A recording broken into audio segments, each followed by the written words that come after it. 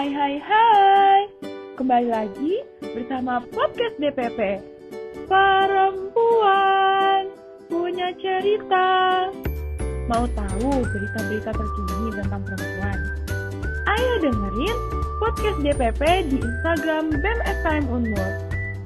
See you when I see you, girl. Halo, selamat datang di Perempuan Punya Cerita. Perkenalkan, aku Aul. Hari ini, aku akan membawakan podcast kedua kami. Kita bakal bahas terkait curhatan-curhatan yang sudah masuk dari sobat-sobat hebat di luar sana. Kita memang tidak terlahir di keluarga yang selalu sempurna. Tetapi kita selalu dituntut untuk terlahir dengan sempurna. Here's the story. Halo kak, mau cerita sekaligus semoga bisa jadi bahan pembelajaran buat teman-teman. Saya dulu kecil sekitar kelas 2 SD. Saya pernah dilecehkan oleh adik dari nenek saya sendiri. Sebut saja beliau kakek S. Bukan sekali dua kali, tetapi sepertinya sudah berpuluh-puluh kali. Entahlah, saya juga sudah tidak ingat berapa kali. Saya nggak pernah ngomongin ini ke siapapun kecuali kedua teman saya di kampus. Saya juga nggak pernah ceritain hal ini ke orang tua saya, karena saya tahu orang tua saya dan kakek S ini berhubungan dengan baik. Iya, saya dan kakek S ini pun masih dalam konteks dekat berkeluarga. Tetapi kakek S bersikap seperti hal dulu itu gak pernah terjadi. Padahal saya masih ingat sekali. Bahkan trauma dan rasa takutnya masih ada sampai sekarang. Saya pengen hal ini bisa menjadi pembelajaran buat teman-teman. Jikalau misalnya nanti sudah punya anak, terutama anak perempuan. Harapannya bisa dijaga dengan baik dan dipastikan bahwa mereka berada di lingkungan yang aman. Dan tentu harus tahu juga anak kita berteman dan dekat siapa saja. Dan jika ada yang mencurigakan, segera tanyakan kepada anak dan buat ia untuk jujur. Jujur saya ngetik ini sambil nangis.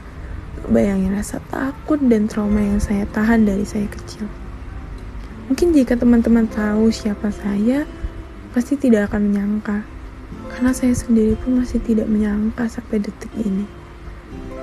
Saya harap apa yang saya share hari ini bisa bermanfaat untuk orang lain. Keep strong to all women. I love you. Love you too.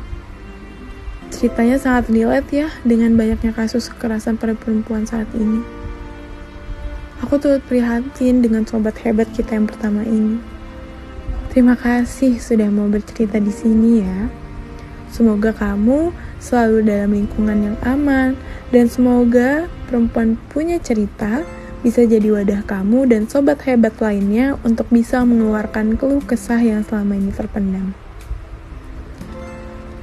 Kita, sebagai perempuan, seharusnya punya tempat atau wadah yang aman, terutama di rumah kita sendiri. Kita berharap orang terdekat kita lah yang bisa menjaga kita. Tetapi, pada nyatanya di era sekarang, orang terdekatlah yang sangat memungkinkan menjadi musuh kita, menjadi sumber kekecewaan dan sakit kita. Aku sangat tahu bagaimana perasaan sobat hebat kita ini, hidup dengan ketakutan dan trauma seumur hidup. Melawan trauma dan ketakutan bukan hal yang mudah, bahkan butuh waktu yang lama untuk bisa melawannya. Pesan yang disampaikan sobat hebat kita ini pun sangat dalam. Tolong jaga baik-baik anak kalian kelak. Jaga ia berteman dan dekat dengan siapa saja. Serta tanyakan segala hal yang mencurigakan dan buat ia untuk jujur. Pesan ini buat aku berkaca juga bahwa tidak ada sosok yang ingin melahirkan anak dengan nasib yang sama dengan ibunya. Aku harap kita semua punya tempat untuk mengobati trauma dan luka kita. Aku harap perempuan di luar sana bisa lebih berani untuk menyuarakan hak mereka. Dan semoga cerita dari sobat hebat pertama kita ini bisa jadi pelajaran yang dalam untuk kita semua, para perempuan.